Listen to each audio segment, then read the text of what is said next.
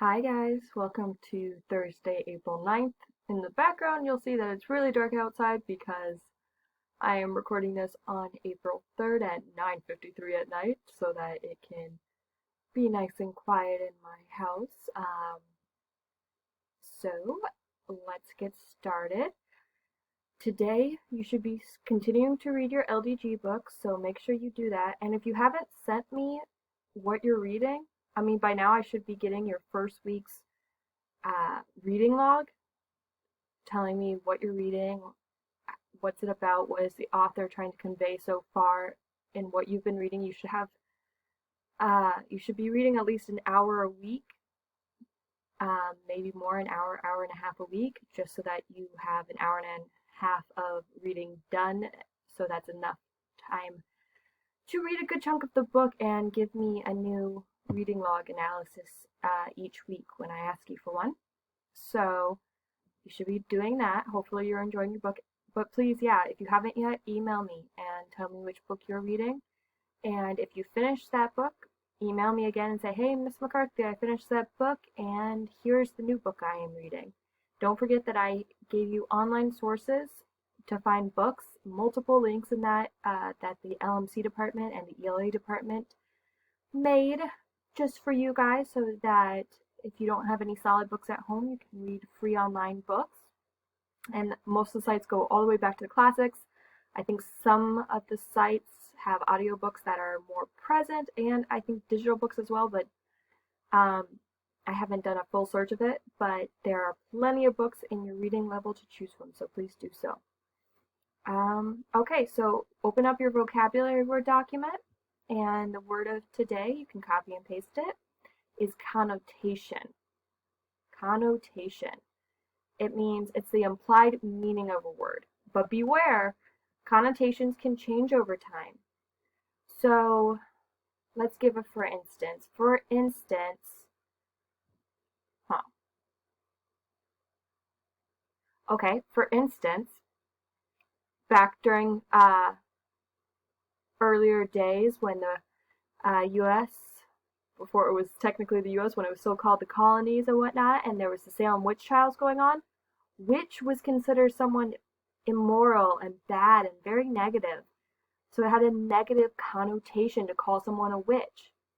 These days, while you could still call someone a witch and mean it negatively, you can also call someone a witch because that's what they practice religiously, and it can be a good thing.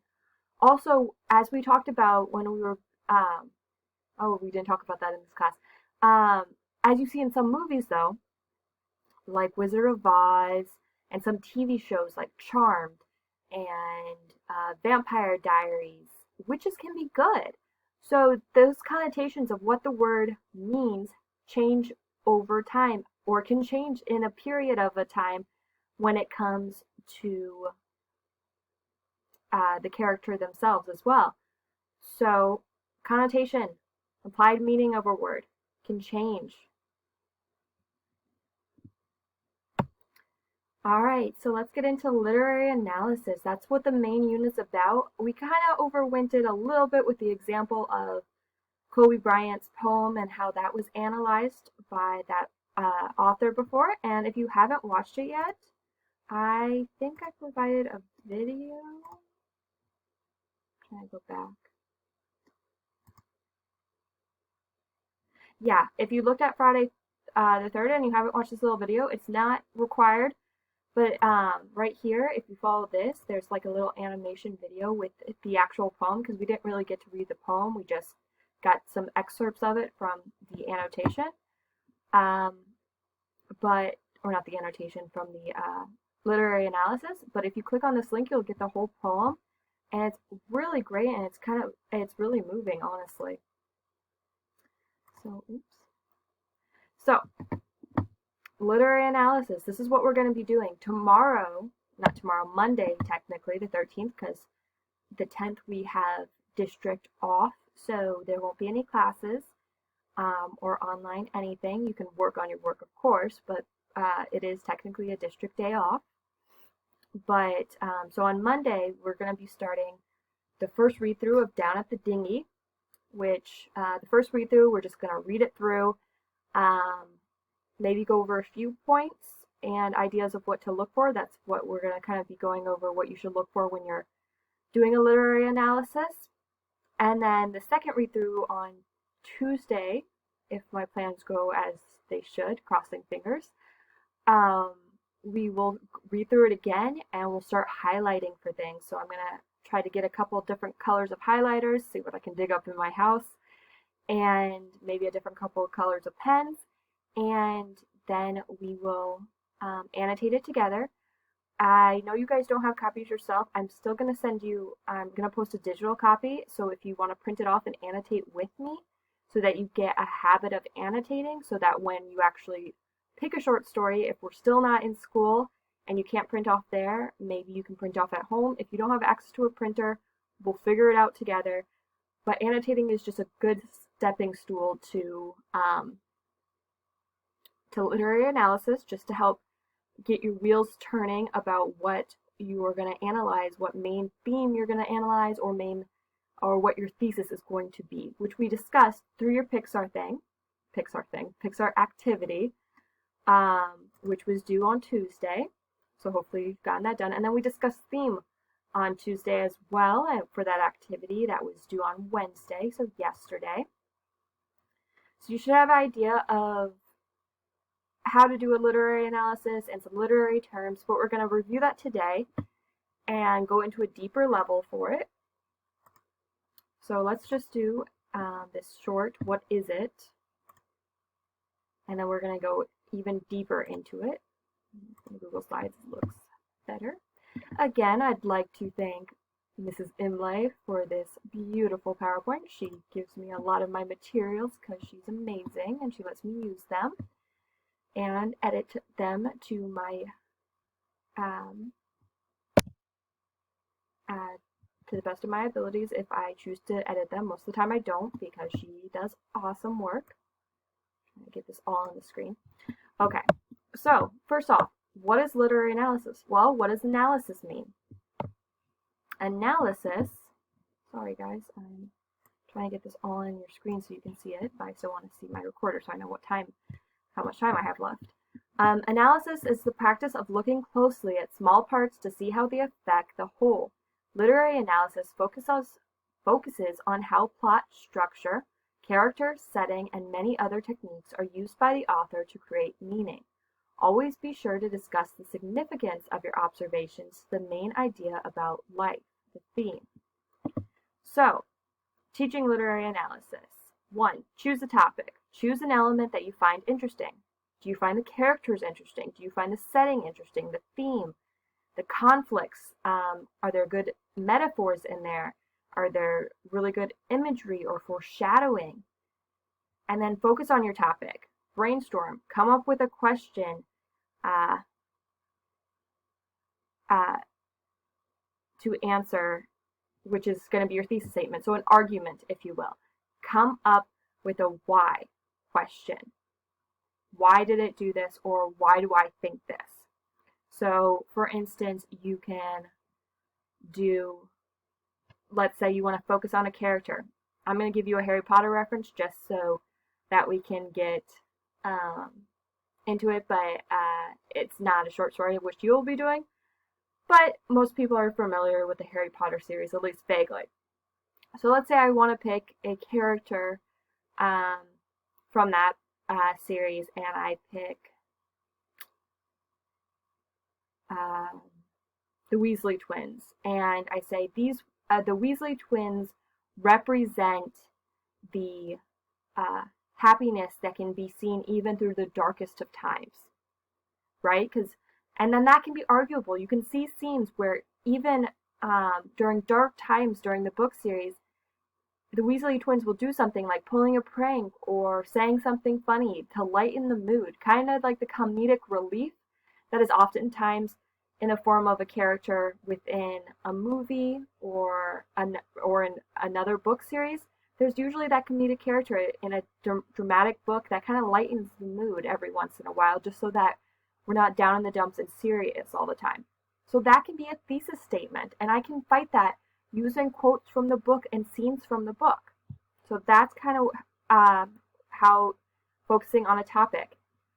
And then gather textual evidence and support. So that comes with the quotes, with the page numbers for the quotes, the scenes, the page numbers for the scenes, that answer and support your question, or not just your question, but your argument that you are making.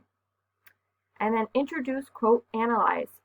So introduce your point, and then add your evidence to support your point. So this is when you're actually doing the writing points.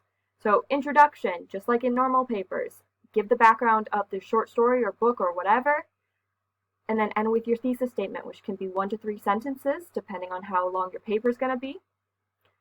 And then your body paragraphs are going to be the points of your arguments, your supports. Each paragraph is going to be a different support. And then your conclusion, which is conclude. A strong conclusion outlines main ideas of the essay, also provides a solution, closure, opinion. So, wrapping it all up, restating your thesis, restating all the points that you covered to support your thesis, and then concluding it, wrapping it all up. A clincher statement, if you will. Okay, analysis should consider the text and elements of the story in order to make a larger meaning. So the main meaning can come from conflict in the story, diction, point of view, tone, characterization, and others, but those are like the main 5, especially when we're analyzing text. Those are the main 5 we will be looking for. So high-level analysis goes beyond the plot and looks at specific elements within the text that create a deeper meaning for the reader. We often call these literary devices or rhetorical choices. So we talked about this before. So this goes into symbolism, juxtaposition, allusion, paradox, irony, dialogue, foreshadowing, hyperbole, and setting. We talked about these the other day when we were talking about how to use literary devices in your Pixar animation short film activity. So those are the literary elements or literary devices that you would be looking for. So going beyond the plot. And then look at specific pieces of the text that come together for a greater purpose. So again, all those little things that come together and create the meaning behind the main text, or even just support your thesis overall. Analysis happens when you find quotes, identify devices, make meaning. So put it all together. So an example of literary analysis, To Kill a Mockingbird. So let's read through this first one, and then you'll see the highlights on the next one, and we'll break it down. Most critics agree that the strength of To Kill a Mockingbird lies in Harper Lee's use of point of view of Scout, or the point of view of Scout. This point of view works in 2 ways. It is the voice of a perceptive, independent 6-year-old girl, and at the same time it is the mature voice of a woman telling about her childhood in retrospect. Lee skillfully blends those voices so that the reader recognizes that both are working at the same time, but that neither distracts from the story. Though the voice of the child and the mature reflection of the adult, Lee is able to relate freshly the 2 powerful events in the novel, Atticus Finch's doomed defense of Tom Robinson and the appearance of the town recluse, Boo Radley. The child's voice gives a fresh approach to looking at this racism issue in the novel. Both Scout and Jem struggle with confusion over why some people are acceptable in the social strata of their community and others are not. As Scout wisely answers Jem, there's just folks. The mature adult voice serves to give the reader reflections on the events that a child could not yet see. So this is breaking it down. But I'm going to stop this video here, and then we're going to go to the next one just so that I don't run out of time or cut it in the middle. So stay tuned. Oops. Not what I want to do. Come on. You ever have that moment when your recorder doesn't want to stop?